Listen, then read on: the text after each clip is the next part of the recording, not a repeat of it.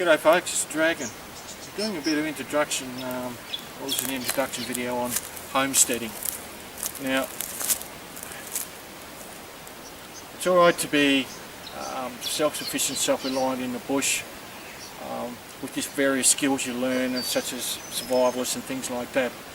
But there are many people around here that don't actually fall under that genre, and they're what they call homesteaders, in that some of them are totally off-grid, some of them are partially on-grid or full on-grid, you know, depending which way, somewhere in between.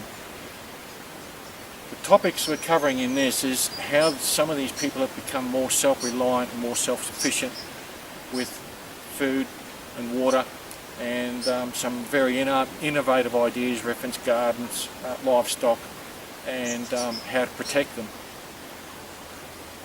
Now this place here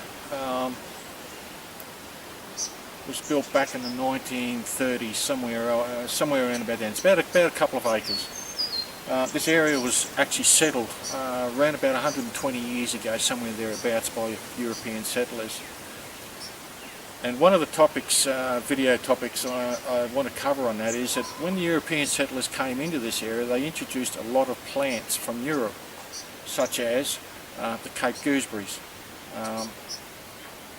a lot of other fruit trees, some herbs, even some vegetables. Over a period of time, as the settlement sort of disseminated, drifted away, there was a lot of dairy and the lumber industry in this area.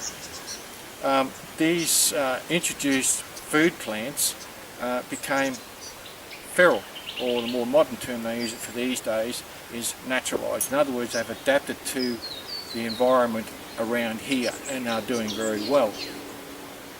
Having said that, there are opportunities there to look at. One is it tells you what sort of plants, gives you an idea what sort of plants you can grow in the area.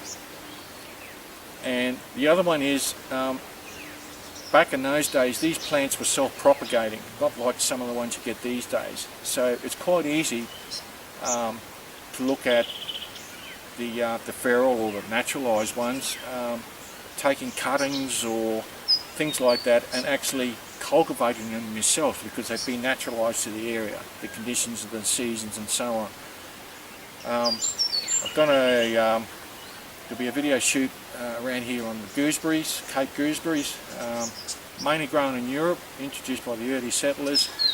And up around my place, up the mountain, we've got naturalised fruit trees, like there's a custard apple tree growing up there somewhere, I haven't found yet, I've been told about. But around my place there are trees like plums and apricots and peaches and that sort of thing.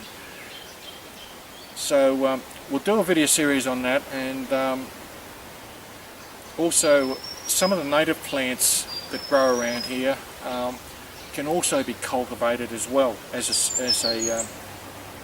source of food, and we'll cover some of those as well.